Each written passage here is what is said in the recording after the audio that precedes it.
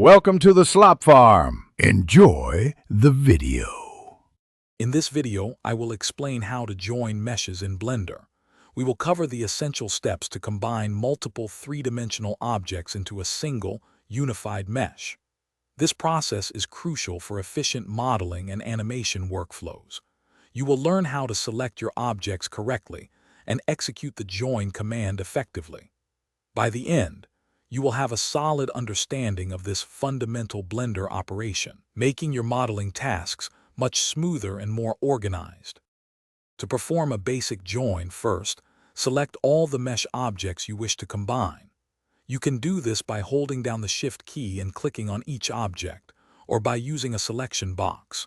Once all your target objects are highlighted, press Ctrl+J on your keyboard, or right-click, and choose Join from the context menu. This action will merge all selected meshes into a single object, retaining their individual geometry.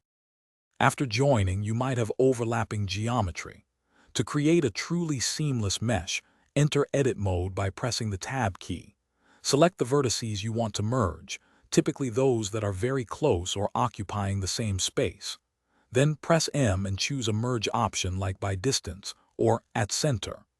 By distance is often best, as it merges all vertices within a specified threshold, ensuring a clean, watertight mesh.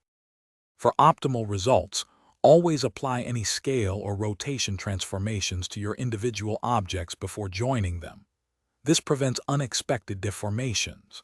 After joining, it's a good practice to enter Edit mode, select all vertices, and use the Merge by Distance tool with a small threshold, like 0.001 units, to remove any accidental duplicate vertices.